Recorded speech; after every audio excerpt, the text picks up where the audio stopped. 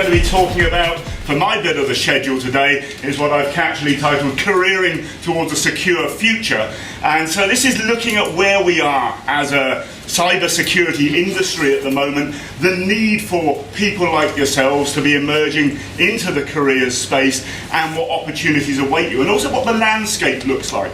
What does the industry need? What does the industry think it needs? Why does it need it? And how do we understand it? So, in terms of session content, it will go roughly something like this, a bit of scene setting, then talking about, well, what do we mean by security skills, and hopefully I'll say something that may be aligned with your beliefs in that respect as well. Looking at the issue of professional certification, there are many certificates that you can get. I'm sure you're aware of various of the schemes that you can train with, get your certification after a bit of experience as well. And so how do they all fit in, and what's the landscape there? And then that leads into, well, what's the wider issue of security professionalism? The IISP is the Institute of Information Security Professionals, so what does it mean to be a security professional, and how would we recognise that? Is that somebody who has got all the security certifications after their name, or is it something more subtle? And then finally some conclusions. So, okay, beginning with a fairly obvious statement, I think, and hopefully we can all buy into this, that there is increasing recognition, although not uniform practice yet, but recognition of security as something that is needed within the IT space and within our management of information. There's numerous incidents we can see where breaches have occurred, where security clearly could have played a better part, and so there's a recognition as a result that we need more people to actually enable the industry to adopt better practices and to follow them. And it's gaining, as a result of this, more recognition in terms of academic degrees. So I'm sure, how many of you are actually studying a degree with security in the title? Okay, so pretty much the majority of the room there, and that illustrates the point. And of course, as I've already mentioned, there's numerous professional certifications. And for those academic degrees that don't have security in the title, I'm sure there's quite an increasing amount of security coverage within underlying modules or units within the programs. But, okay, security is a broad topic, even in its own right. So where you're studying a degree that's named in that respect, it's still not all about the same thing. You've got a variety of different modules, I'm sure, there. Some things spanning into traditional computing and computer science. You've got to have that broader understanding. So we need to understand what elements are needed to underpin a security professional, and we need to ensure as an industry that we've got the ability to support our need for both strategists, looking maybe at the broader area, and also specialisations in particular routes within security. And why do we need it? Well, just one element of evidence. You can find numerous surveys out there that show you that breaches are occurring, but this one from the Cybersecurity Breaches Survey published earlier this year, you can see that irrespective of the size of organisations involved, there is some instance of security breaches occurring. And we could of course also say here that some of these might be slightly suppressed figures, because in some cases the organisations might not be aware that they're experiencing incidents and breaches, particularly perhaps in the smaller ones where they don't have so much focus towards that in terms of their expertise and in-house abilities. So there's a problem to be addressed. That's the point that the slide is trying to show. And we're getting increasing recognition of security as a national priority. So I'm sure it won't have escaped your attention that last month the National Cyber Security Centre was launched. It got a lot of coverage. Hands up if you're aware of the National Cyber Security Centre. Now that should mean all hands go up, because I've actually got a slide there that says National Cyber Security Centre. You can't deny you're aware of it now. So we could try that again, but I won't. Okay, so that's there, and that is promoting the issue on the national stage for us.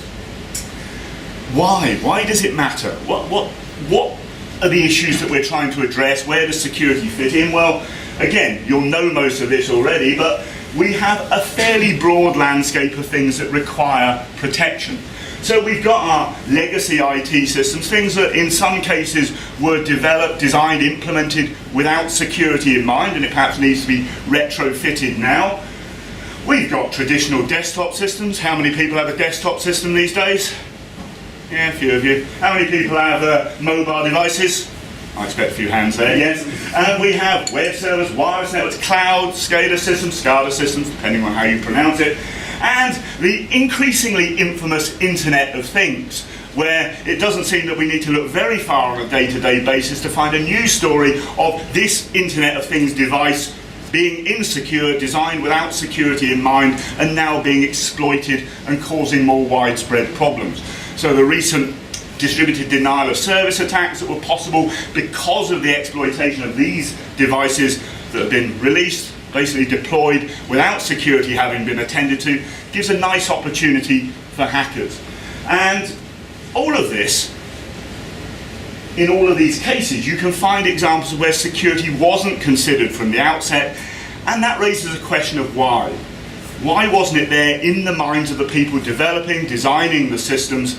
Because the message hadn't been adequately promoted. So that gives, amongst other things, a good opportunity for people like yourselves in terms of actually going out there and helping to put some of this to rights and ensuring that future systems, and when new technologies, new services are developed and deployed, that security is there considered from the very outset of the situation. Now, I've made reference to a lack of people to undertake it, and here's some various bits of evidence, actually, a couple of slides worth. So a couple of years ago, Ernst & Young, you may have heard of them, they're around here today for you to talk to, they have a global information security survey that they release annually, and in their 2014 one, more than half of the organisations indicated that they had an obstacle to addressing security because of the lack of skilled people actually able to help them do so. IISP, beginning of last year, 86% of almost 3,500 members that they surveyed felt that there was a shortage of skilled professionals to undertake the roles required. And I say they were a fair proportion expecting to hire more professionals last year, but the vast majority of them expected to encounter difficulties in actually finding the people to hire. And I've got another stat that illustrates some of that in a moment. And another thing from ISACA alongside RSA, the majority of applicants, they reckon, for cybersecurity roles were not sufficiently qualified. So there's a demand there, but there aren't sufficient people to fill the roles. Okay, and notably actually, the biggest gap that they were observing there is the ability to understand the business context in which security is fitting in. So, we'll make reference during the day to a variety of technical skills and certifications that will come up here, but being able to relate that to the environment in which it's being used, in which it's working, that's crucially important as well. A few more little bits of evidence, just to show there's no shortage of it, shortage of people, but no shortage of evidence. So, again, a couple of years ago, National Audit Office suggested it could take 20 years for this gap to be bridged. So what that would suggest for an audience like yourselves is that's going to keep you in employment for a fair degree of time. You should be quite happily able to walk out and get a job in this discipline if you've got the appropriate background to do it. Last year, Frost & Sullivan, alongside ISC Squared, reckoned, and you'll see this figure repeating a bit on the slides, a shortfall of 1.5 million security practitioners. Well, in this case, by 2020, you see on this one from Foot Partners, by 2019, and 2019 again, this 1.5 million shortfall is emphasised in a variety of different sources. Okay, so I won't read through every one of them, but you can get the impression there, I think, quite easily, that this is somewhere that we need more professionals to be emerging, which means we need more people studying in the area and getting up to speed. And this one from Kaspersky Lab, a report that they produced earlier this year. So they did a survey of over 4,000 company representatives. What they saw, nice thing for you again here, 50% of those were observing a growth in the wages required to secure cybersecurity professionals and the skills involved. Well, almost half of them had a shortage of the appropriate talent to support their needs, and 46% reckon they need more specialists. And notably here, Kaspersky themselves found that it was proving difficult to hire the sort of people they needed. So having to interview around 40 people each time they had one position to fill. So again, quite a demand out there, but a shortage of people to fill it. And again, this is recognised by something else that you may have seen publicised recently, the refreshing of the National Cyber Security Strategy, taking us from now to the next 5 years. And one of the key bits from the perspective of this topic that it emphasises, the UK needs to tackle the systemic issues at the heart of this skills shortage. So it's a lack of people entering the profession, it's a shortage of current specialists, insufficient coverage of the related issues within education and training, within the computing courses, let's say not just at degree level but even prior to that, a shortage of suitable people to actually cover the topic, which doesn't help in addressing that one, and an absence of an established career and training pathway for people to follow post-graduation as well. So gaps and opportunities to fill them at a variety of levels, and some of the things that I'll talk about in the remainder of the presentation will address where some of these gaps will get filled from. So, I've made reference to security professionalism already, and the IISP is there to promote that explicitly, but what does professionalism mean? So, just in case you weren't sure, a couple of dictionary definitions for you. But that's all very well to say, and in security, why don't we have that already? Why isn't it just an established practice? It is in many other discipline areas. Surveying, accountancy, all of these disciplines, you see the hallmarks of professionalism. We know, or we think we know what to look for. But in security, well, there is still some debate perhaps about the overall level of professionalism in the sector. So people promoting security, claiming to offer security services, even education, without necessarily having the appropriate background to do so. Fundamental problem that some organisations might not realise that they need to have this and address it. I think that problem is disappearing over time. Certainly if you see some of the surveys, the early questions that get asked are, do you recognise security is important? Most organisations will happily say yes, but the later questions tend to suggest they don't quite know what they're doing about it. And so that links into those that need the support don't necessarily know how to recognise it. What does it look like? If I need cyber security skills, what shape does it actually come in? Okay, so a chance for, I've done a few raising of the hands, but a chance for a bit of interaction. Now, what discipline areas, what topics other than, let's say, computing, do we think contribute to information security? Risk management. Right, sorry again? Psychology. Psychology, that's a good one. Risk management. Okay, risk management, so that general understanding of risk. It's not one I've got explicitly in my box there, but it's correct, yes? Economics, yes, absolutely. Criminology. Criminology, so broader around law. You're well attuned to this. So I'm now going to wow you with some exciting animation. There we are. Consider yourselves wowed, that's about as good as it gets, folks. So, and this is only as many as I can be bothered to colour in, so I'm sure you can think of other topics where he's not put them on there. Surely that ought to be there, and it probably should. So we've got computing, and I guess, again, show of hands on, how many of you consider that you're basically studying a computing-related topic when you're looking at security? Okay, so about half of you, okay. That's good. So computing, business, economics, education, particularly when we want to talk about promoting security messages and awareness to people within an organisation. Law, we picked that up with criminology there. Mathematics, that has a role to play, particularly in some of the underlying technologies. Psychology, certainly, because again we're dealing with people, what motivates them to commit misuse, what motivates them to toe the line and behave appropriately with security. So a lot of aspects there. It's certainly multi-dimensional. But if we home in on computer science then, and just think about the elements of that, or computing more generally if you prefer, another opportunity to participate. What computing topics contribute towards security or require security to be considered? Yes? Networks. Okay, networking, that's a very good example.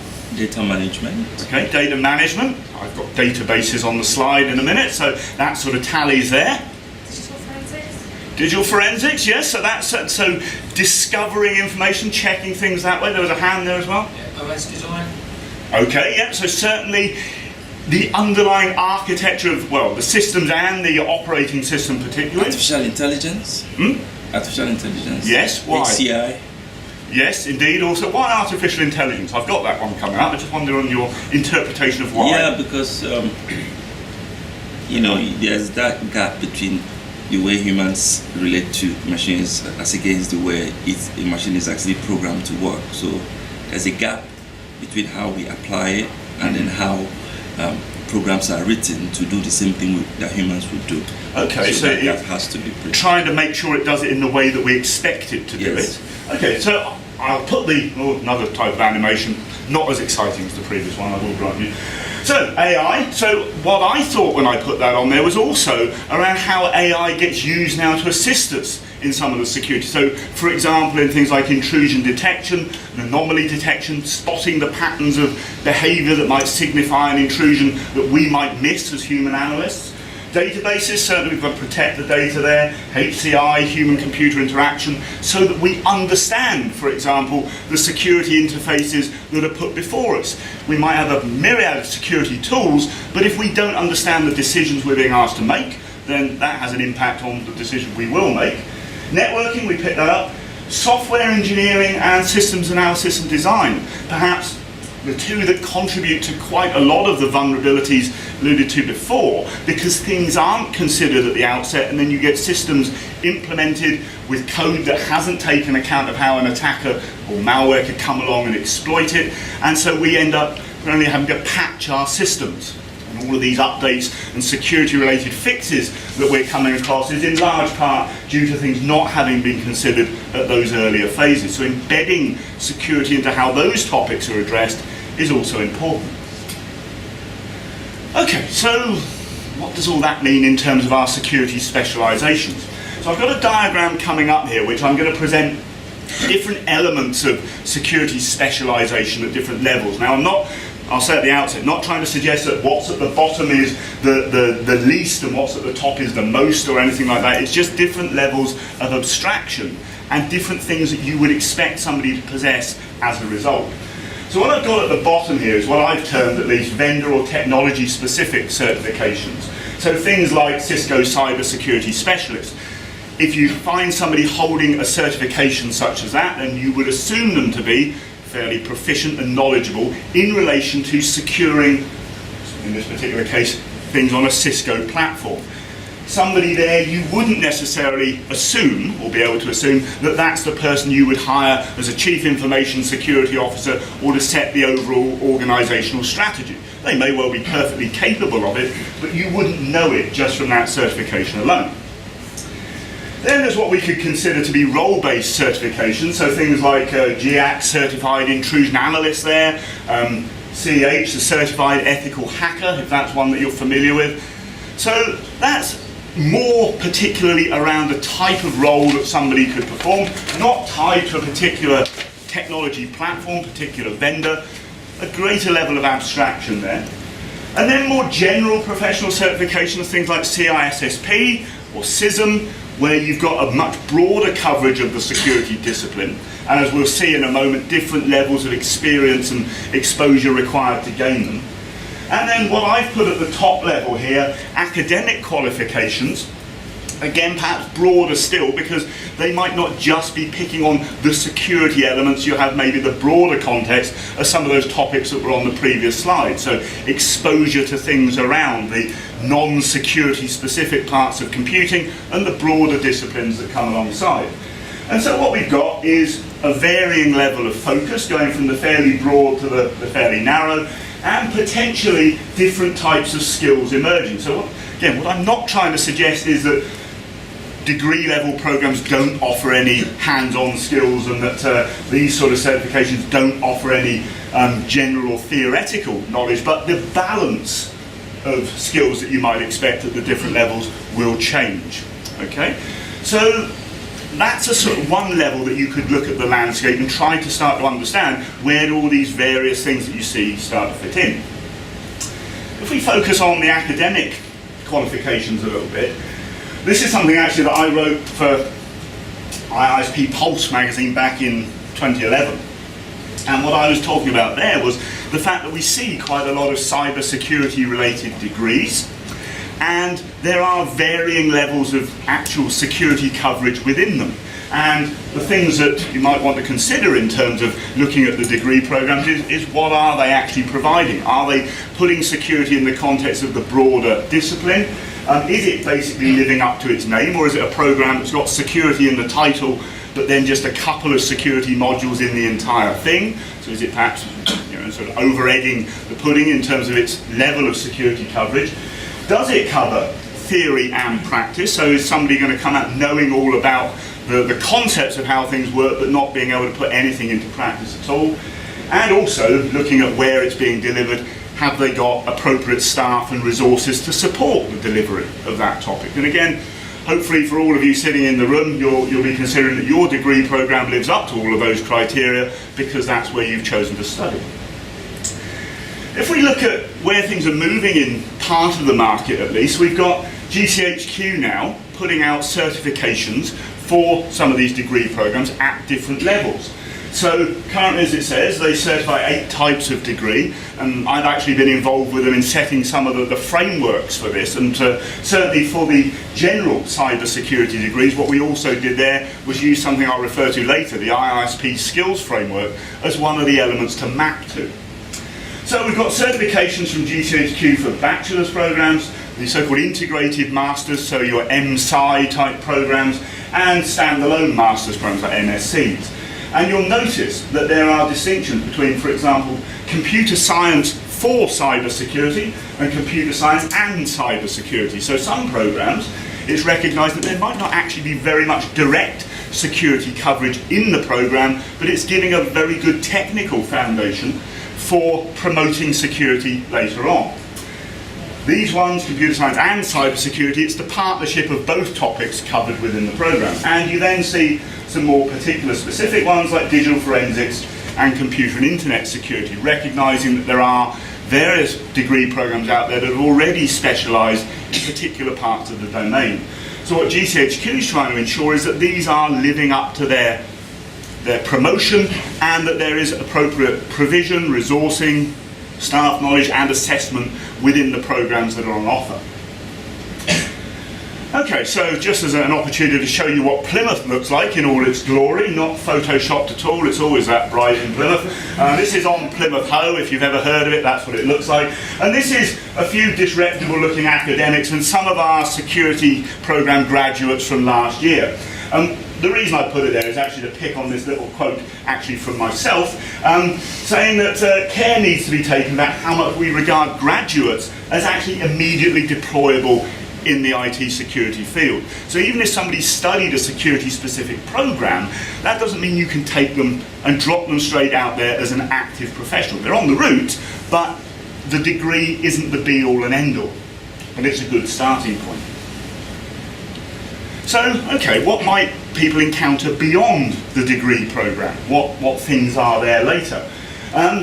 So there's numerous certifications that you can find. And so I've listed some but not all of the leading provider names that you might recognise.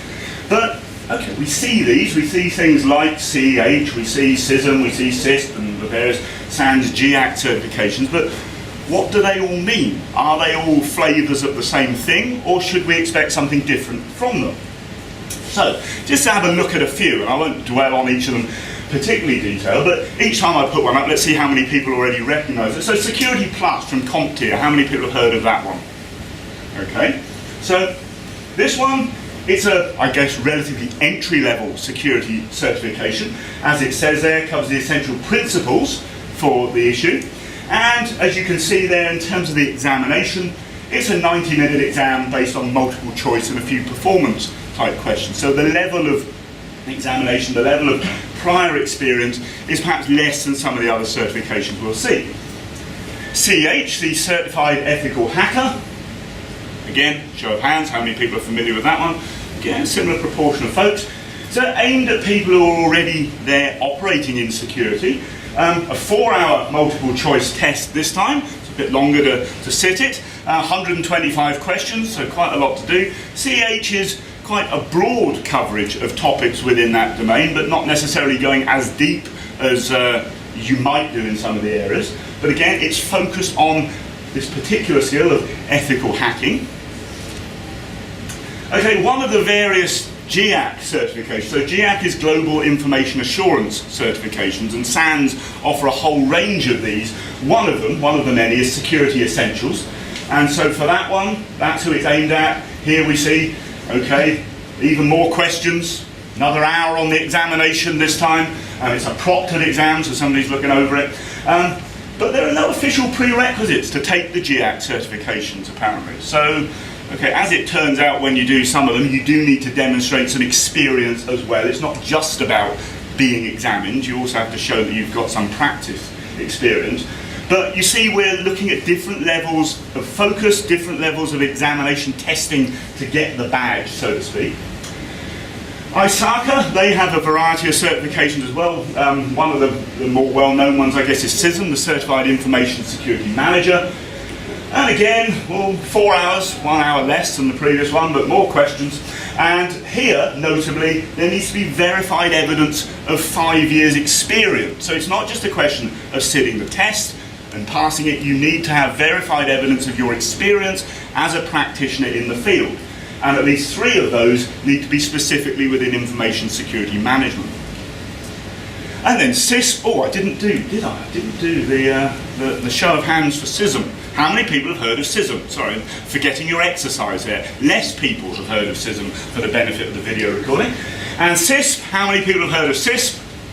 Okay, I think CISP wins in terms of its recognition, as I perhaps would expect. So this one aimed at Chief Information Security Officer. We're talking a higher level, more broad level of certification and experience coverage than perhaps CEH or some of the others there.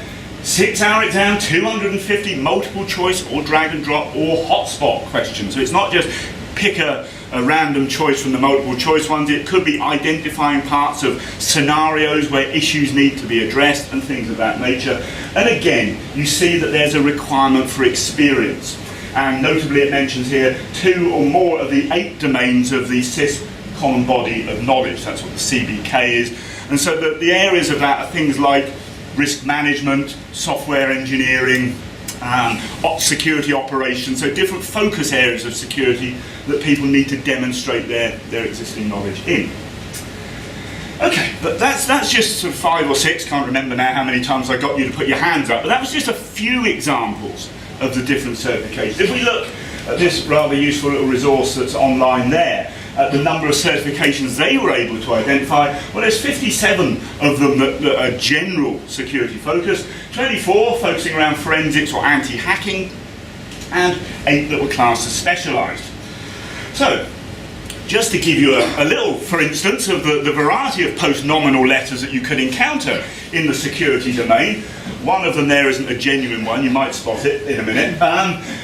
What do they all mean?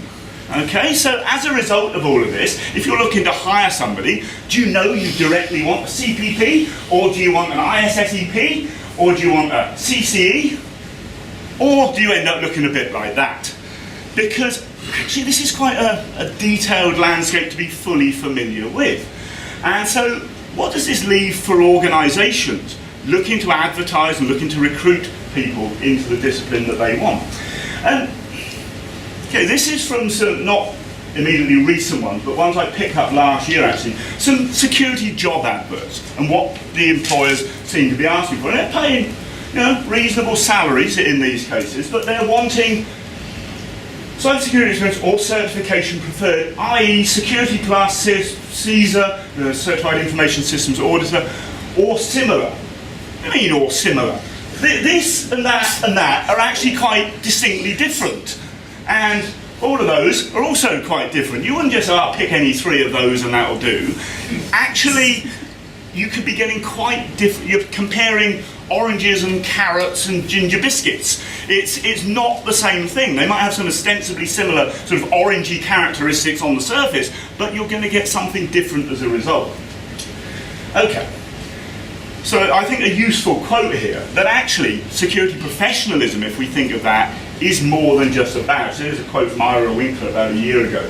So, okay, recognising that security is not necessarily a standalone discipline, we need to think of it in the context of the wider computing field, which again is why even if you're studying a degree that says cyber security or IT security in the title, you would hope to see some fundamental computing modules sitting in there, so teaching about software development, databases, and where security fits into those. This is notable. Most of the people who have been in the security profession for more than a decade, including me, entered the field without a cybersecurity degree. We might have certifications, but we don't claim that those are the source of any expertise that we have. So they have the badge because they're a security professional. They're not a security professional because they have the badge. Okay, the badge is certifying the knowledge they already had, if you like.